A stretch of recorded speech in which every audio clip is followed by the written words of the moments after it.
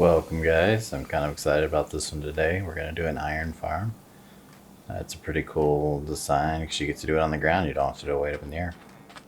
So I've prepared a few villagers here, and we've got a zombie here if we need him.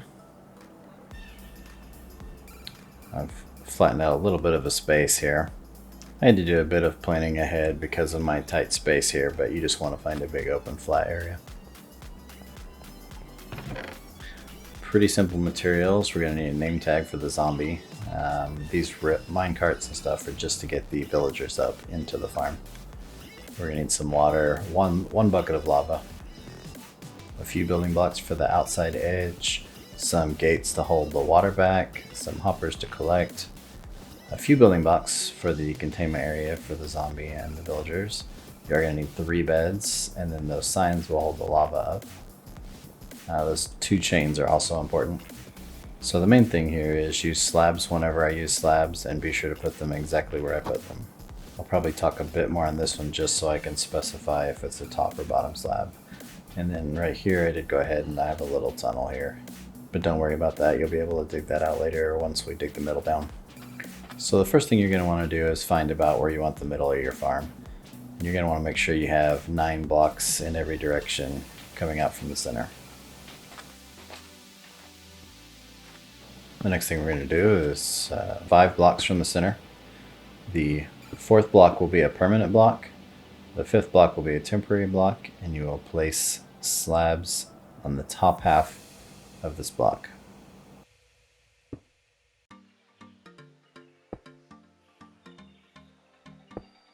Next you will place 2 more temporary blocks, and then you will place slabs on the bottom half of this top block.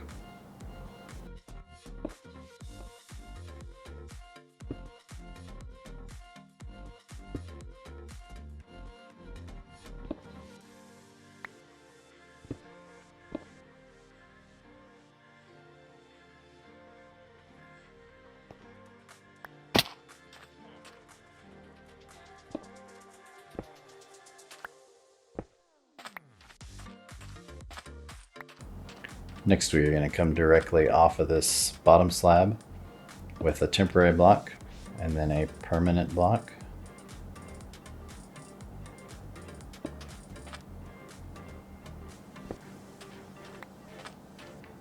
Then we're going to place temporary blocks on either side of this. I'm going to place a temporary block with the top slab off of that one. And then we're going to go ahead and expand this platform to a 2x3 to accommodate the 3 beds.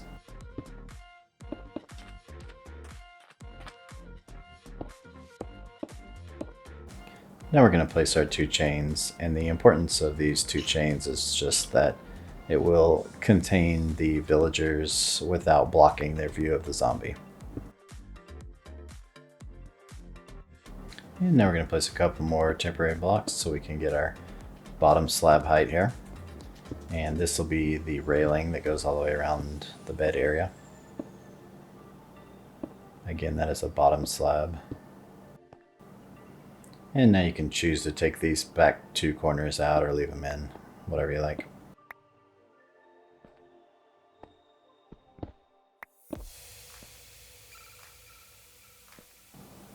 Now on this step you do want to actually make sure that your pillow area is at the back there, so that when the villagers sleep they are facing the zombie and they get woke back up immediately.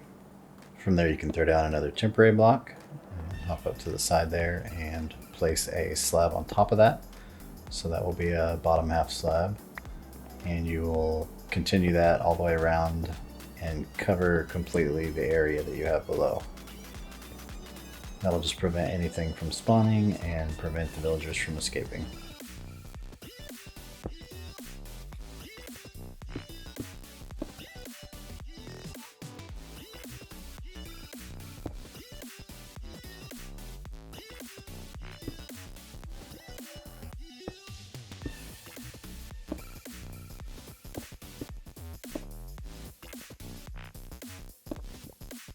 For this last block, you're going to want to put a temporary block and put a slab on top of that, and then remove that temporary block again.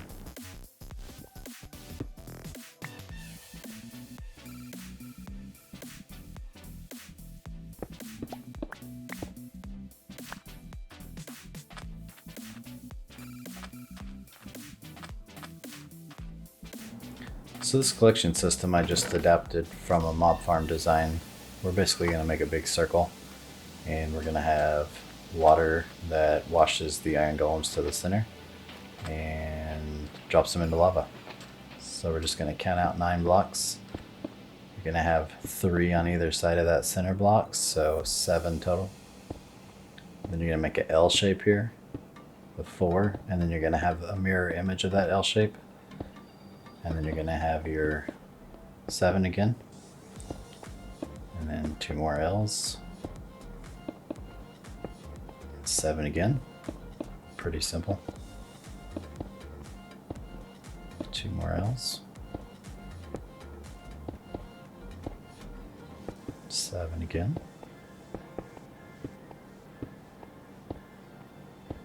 And your last 2 L's. And that is the border.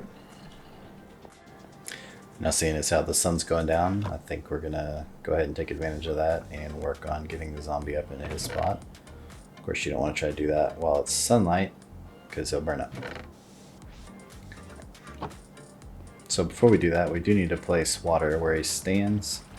I just towered up here, and we're gonna place water right on that block, and the slabs will hold it in.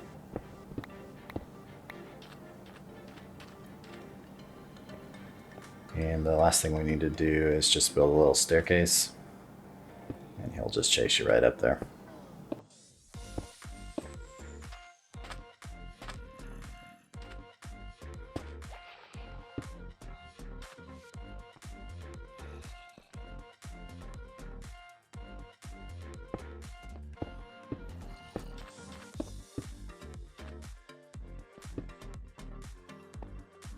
You may also find it useful to put some temporary blocks just around the edges here to keep you and or the zombie from falling. And if you have a trapdoor handy, it might not hurt to throw that into the opening just to make the zombie think that it can walk, but it did end up helping me.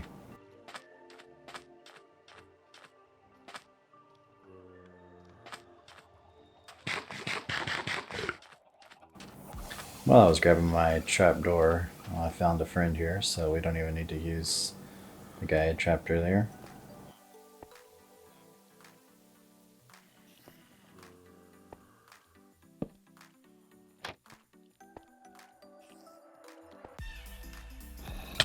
And nothing but net.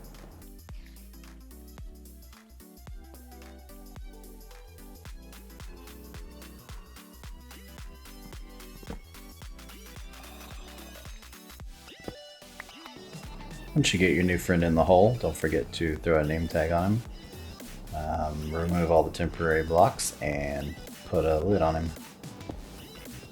If you don't have a name tag handy, it is possible to just make him hold something, like a sword, and that's supposed to keep him from despawn as well.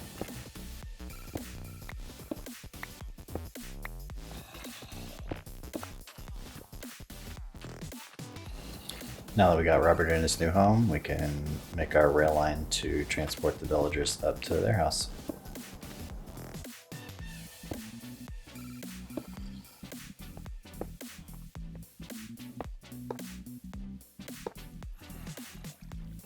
And I only show these guys attacking because they hang around and end up trying out my trap later.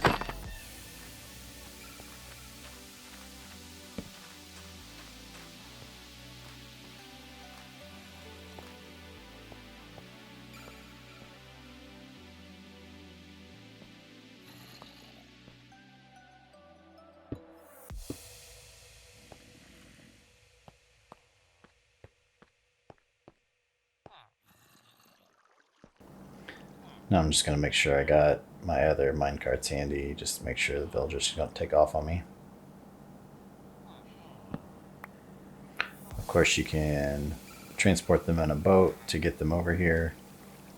They'll follow a workstation block, but it is important to note that you don't want them to have a job once you get them up here. All they need to do is sleep and be scared. Working with villagers can be a bit tedious, but just be patient and you'll get better at it. Or maybe not. They're pretty much always a pain.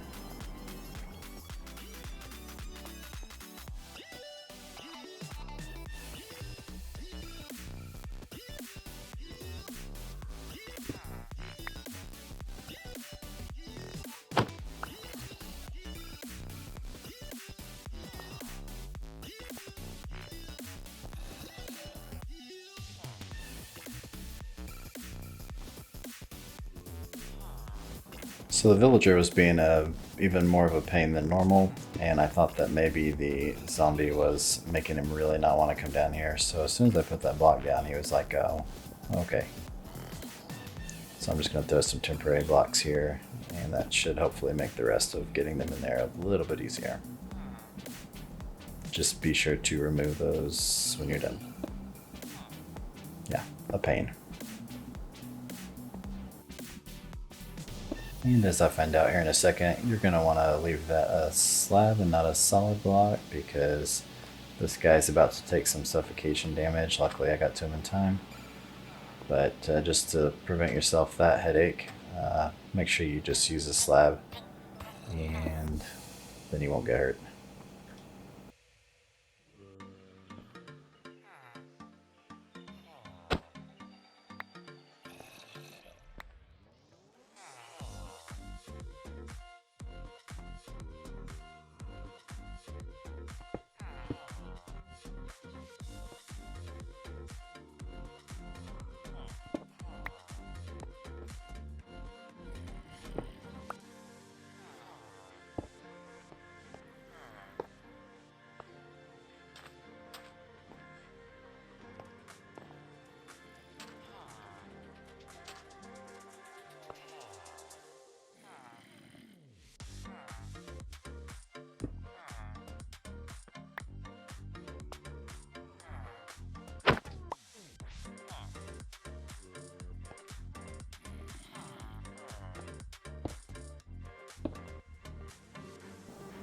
Once you get all three in there, you want to be sure to remove any temporary blocks you have. I'm going to go around and get those from the other side, just so I don't accidentally hit the chains or anything. And even before we get all those blocks removed, we're spawning golems already. Guess we better get that collection system in. So you're going to want to dig a 3x3 right around that center block. And we're going to dig down 6 blocks.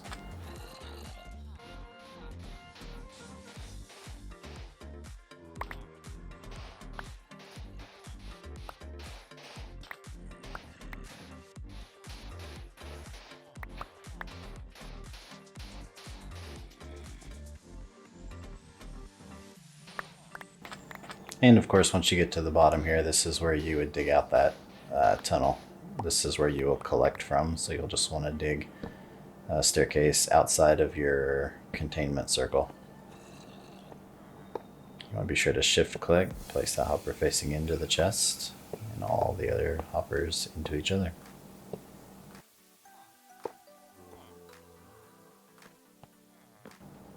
And after you place your first 3 signs, you're going to want to shift click again to place the additional signs right in front of those. This will suspend our lava up in the air. Minecraft physics.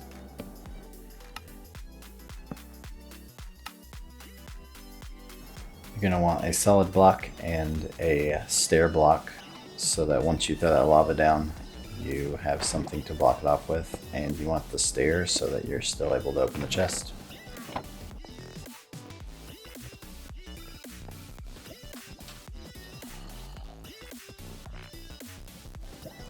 Now we're going to place our fence gates down. Same deal. If you need to place on top of one, you can just shift click. Of course, I had the Iron Golem in the way that was blocking me from placing these.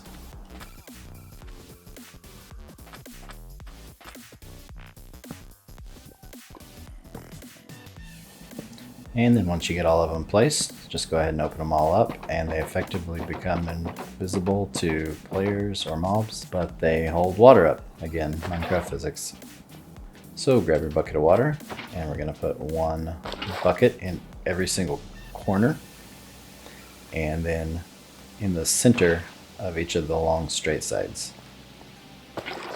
So that will be the 4th block.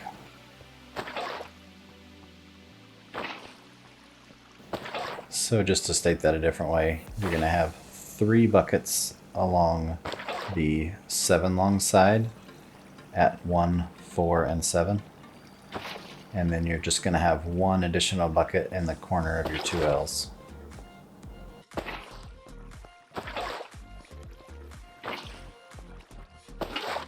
And here I'm just replacing a couple of blocks that I missed whenever I did the train tracks.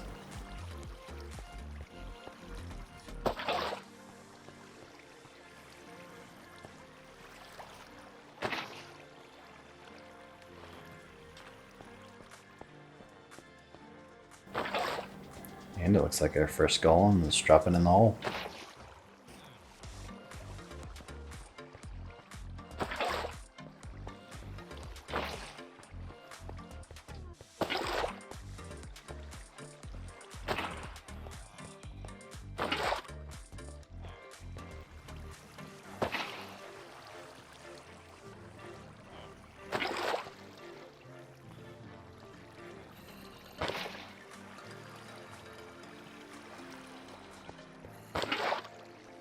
And last bucket. If you get done, your water in the center should look like that. And last thing, I'm going to take out those temporary blocks that I left earlier.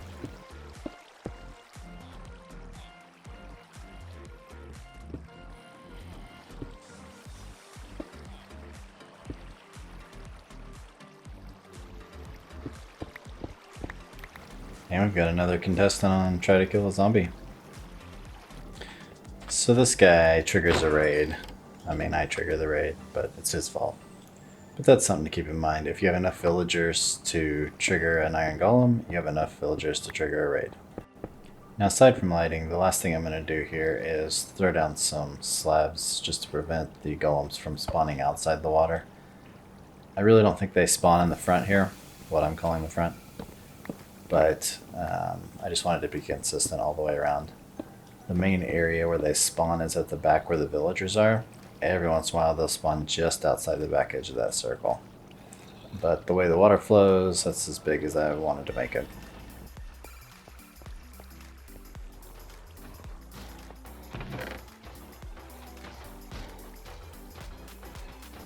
So here a few of our raid friends made it over near the farm, and I figured out it actually works really good at catching just about any kind of mob.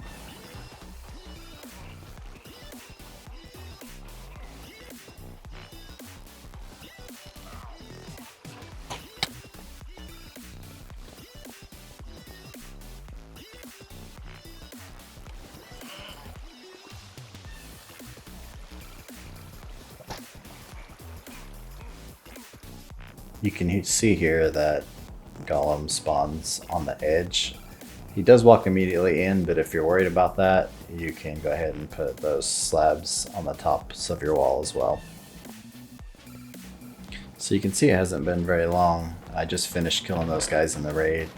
I still have the Hero of the Village achievement, and we've already got a stack and a half of iron.